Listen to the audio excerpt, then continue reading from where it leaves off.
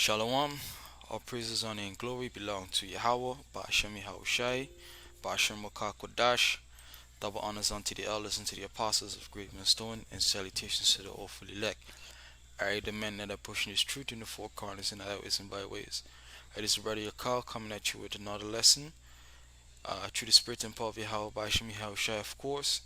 And this lesson is basically entitled, And No Man Shall Buy You. Alright, and no man shall buy you.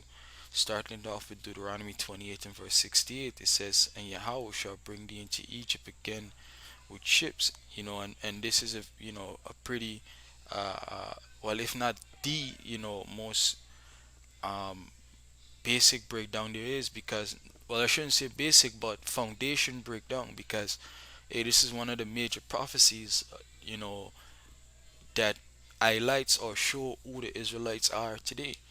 Alright, it says, And the Lord shall bring thee into Egypt again with ships. Now, the word Egypt is synonymous for bondage. Alright, which is referring to the Americas today, and the different islands. Alright, because that's where, the so called Negroes, Latinos, and natives are enslaved today, even unto this day. You see, with ships, and how did we reach on this side? By the way of ships via the transatlantic slave trade. Alright, it says, By the way whereof I spake unto thee, thou shalt see it no more again. And that's referring to the land of Israel. And there you shall be sold unto your enemies for bondmen and bondwomen, and no man shall buy you. Alright, and no man shall buy you. And that's the point of what I want to get into, is that the scripture talk about how, no man shall buy you, which that word buy really goes into you being saved or redeemed. All right, saved or redeemed. All right, excuse me. All right, so you know you had different men that tried. You had Malcolm X, you had Martin Luther King, you had Marcus Garvey. Over here in Guyana, you had Hubert Nathaniel Critchlow. You had Coffee. All these men tried for the liberation of the so-called Negroes. All right, but what? It all availed to nothing. All right, because this scripture had to be fulfilled, that no man shall buy you. All right, and even on to this day, we're still captives because you look at the amount of documents that we need, like legitimately need, in order to carry out day-to-day activities in this place. You need a national ID card, you need a TIN certificate or a social security number. You need a passport to travel. You need a license to drive on the road.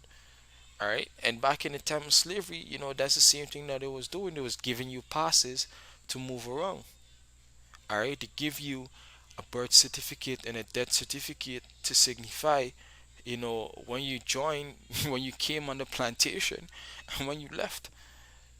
To basically keep a tab or a record on every single thing that happens or that is happening. They keep records of your medical history, all that. All right, and they have you paying heavy taxes. You see, so we're still slaves unto this day, and the scripture has been fulfilled that no man shall buy you. All right, but we will be redeemed, but we won't be redeemed by a man. All right, because when Yahushua came first, he came not to free us out of this place, but rather to reconcile us back to the Most High. All right, rather to reconcile us back to the Most High, and to uh, uh, be that lamb, for that atonement to sin. You see, and guess what? He came in the flesh, so hey, he wasn't gonna do it then. All right, and just to prove that real quick, this is 1 John chapter 4 and verse 1. It says, Beloved, believe not every spirit, but try the spirit whether they be of the Most High, because many false prophets are gone out into the world. All right, and one of the major false doctrines out there is that Yahushua was born of immaculate conception. All right, which is a lie. You see, it says, Hereby know ye the spirit of the Most High. Every spirit that confess that Yahushua is come in the flesh, all right, in the flesh, meaning, by sex, all right, in the flesh of a man. You see, of blood of a sperm, you know, fertilizing, that egg. You see, it says is of the Most High. So you're of the Most High if you confess that Yahushua is come in the flesh. And every spirit that confesseth not that Yahushua is come in the flesh is not to the Most High. So all these people that talking about Yahushua was born of a spirit, of just out of thin here, hey, that's a lie. Alright? That's a lie, and they're not of the Most High. You see? And this is the spirit of the Antichrist, whereof ye have heard that it should come, and even now already is in the world. So pretty much Yahushua was in the flesh. Alright? But when he makes his second return, guess what? He's not coming back as a man to deliver us. You see? And that's when he's really going to deliver us on his second coming. And guess what he's going to come back as? As a God. Alright? As a power. You see? So when it says, and no man shall bite you, hey, that holds true. Alright? Even for when Yahushua came in the flesh. Alright? This is Isaiah chapter 47 verse 1. It says, come down and sit in the dust, O virgin daughter of Babylon, which is America. Sit on the ground. There is no throne, O daughter of the Chaldeans, for thou shalt no more be called tender and delicate. Take the millstone and grind meal, uncover the locks, make bare the leg, uncover the thigh, pass over the rivers. Alright? Let's turn on my brightness. Yeah, verse 3, it says, thy nakedness shall be uncovered, yea, thy shame shall be seen. I will take vengeance, and I will not meet thee as a man. So what Yahushua will meet, of the virgin daughter of Babylon as a God. Alright? As a power.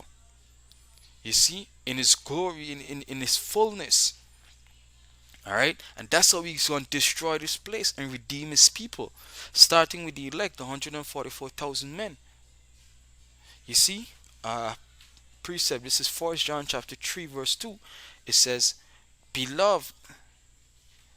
It says, beloved. Yeah, beloved. Now are we the sons of the Most High, and it doth not yet appear what we shall be, but we know that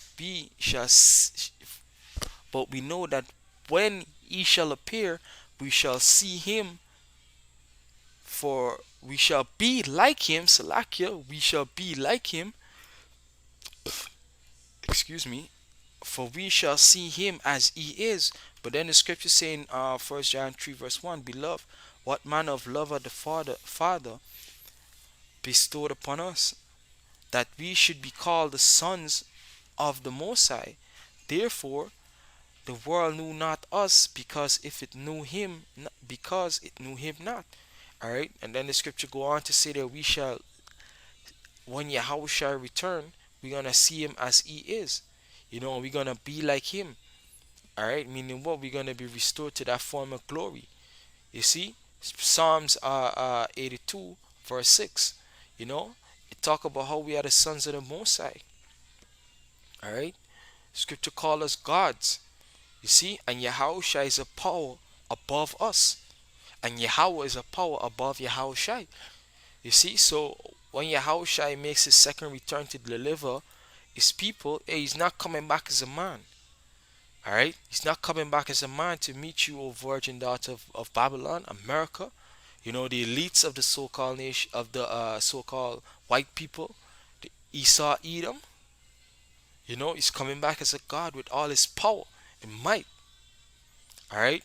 And the battery is running a bit low, so I'm gonna close it out right here. Lord's will that this lesson was edifying to you so-called Negroes, Latinos out there. Alright, I want to say double honors unto the elders and apostles of Great Millstone. Salutations to the awfully elect. Alright, and above all praises, honor, and glory belong to Yahweh, Bashem Yahushai, Baharakakodash. Shalom.